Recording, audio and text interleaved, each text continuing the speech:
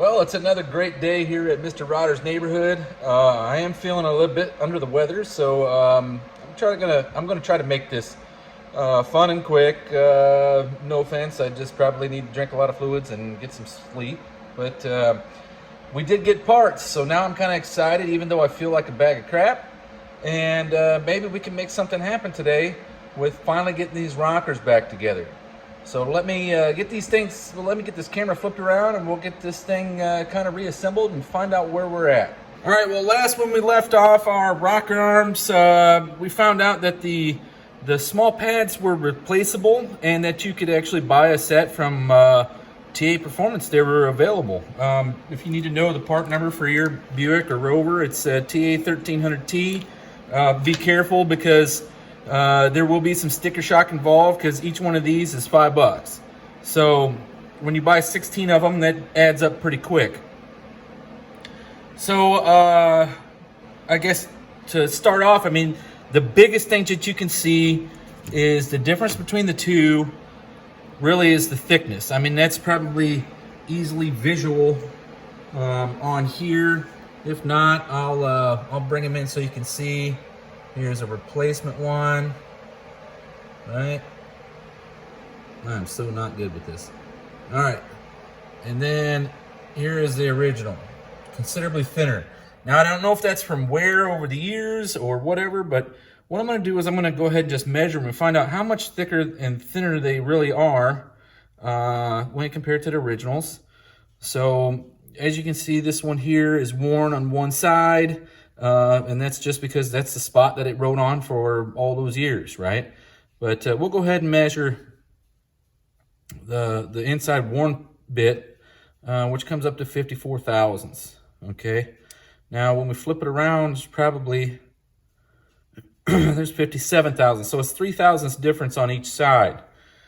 Now, when you measure the TA one is 107 thousandths. Now, I don't know if ours are worn that much or the new replacement ones are thicker. I didn't need to measure both sides. This is brand new. It's never even been ran on anything. It's not worn on one side than the other. But as you see there, plain as day, it's about 50 thousandths thicker than than the originals. Now, I don't know if it's, like I said, because of a wear thing or it's just that the Buicks were thinner originally, but I don't know if the lash caps are going to work now, so I figured the smart thing to do was probably start over, and with fresh pads installed, we can go ahead and measure where we're at and see if our shimming and everything is worked out to what we necessarily need on this set of rock arms. So first thing I'm going to do is I knocked the old ones out, and to knock the old ones out was fairly simple. I had to think about it for a little while how to get something in there, but I got this piece of flat aluminum bar here, and I just prop them up like this. Get my, I guess you want to call it handyman punch, and then just knock them out. It doesn't take much effort for them to come out. There's not a lot of pressure. They're just essentially pressed in there, and then these serrated teeth is what holds them in. Now, the TA Performance has considerably larger serrated edge than the one groove cut into well, it's technically two grooves. It's one on either side of the original Buicks, but I don't know how hard it's going to be to drive them in, but we're going to go ahead and install them and see what kind of difference it makes. So first thing I'm going to do is set them in there, and they all seem to be, it's all machined to the center, so it does have a bit of overhang.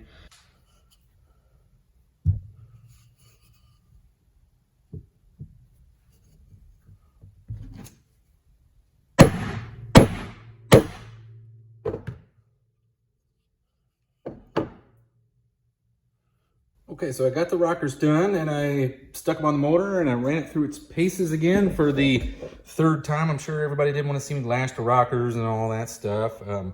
But here's the pattern I came up with. It seems to be a lot more even on these rockers now that the pad is true. Now, it does have some, I don't know what you would call it, weird or concerning wear marks. Most of them are centered on the valve. It has a non-traditional wear pattern, but that doesn't necessarily mean anything. At least the ones that before didn't have a wear pattern have a wear pattern now. So I'm not entirely sure what to make of it, but I think we've headed in the right direction. I don't think there's a lot that I can do. Maybe pull some shim out of these rockers here and move the pattern in a little bit. So I'll play with it a little bit and see what I can do. But you can see this one moves diagonally across the valve. This was without lash caps. So I ended up not using the lash caps because the new steel tips were 50 thousandths thicker than the original factory ones, which made them, I didn't necessarily need the lash caps because they're already 60 thousandths thick. So that it became essentially moot. All right, so this one, very even and straight across. You can see it starts in the right spot and moves up. Same with this one. Just kind of a uneven wear pattern, and it may be due to the crowning on these new tips. They're very crowned. So if you look at them from the side, okay, they're crowned. You can definitely see it there. But it being crowned may be what's causing that weird wear pattern. I don't know. Most of the time, roller rockers would be flat. Regular tip rockers and all the other stuff I've ever been using is flat. These seem to be crowned, so maybe that's what's causing that that squiggly wear pattern as it's moving across the valve. It's getting in a different spot of the crown. I'm not entirely sure. I've never seen that before, but now we at least have a wear pattern that's more in the center of the valve than what it was before. If you remember, I want to say it was number 3 here, there was nothing. It was just wearing on the outside of the stem. So it may have something to do with the shimming, how far it is out. And I think that's what I'm going to try to do is revisit the shimming on this one rocker and see if losing some shims on this side would move it more toward the center. I'm not entirely sure. I think it's something I got to continue to play with, but we're going to try to get them as best as we can. So pressing in the rockers, or the tips on the rockers, was the first one seemed to be relatively hard, and I ended up calling TA like, hey, you guys didn't send any instructions, and this doesn't seem to be easy. But I talked to Mike Tomaszewski, and he reassured me that they go in with a press, or he's heard of other guys tapping them in. So I don't have a press. I just tapped them in, and what I ended up doing, the first one was very difficult for me to get in. And, you know, luckily I had 7 more opportunities to get it right. I put the rest of them in the freezer and let them sit there for about an hour. And then they'd go in with like 1 or 2 hits.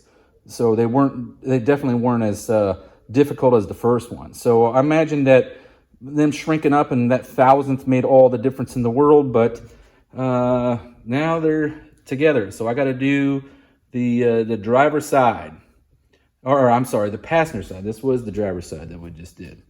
So I got to do the passenger side, and I'll get them done, and we'll check them out. But next thing on the agenda is maybe lose some shims here on these rockers and see where we end up at. But right now, I feel like shit, and I'm done for the day. So I will see you all later.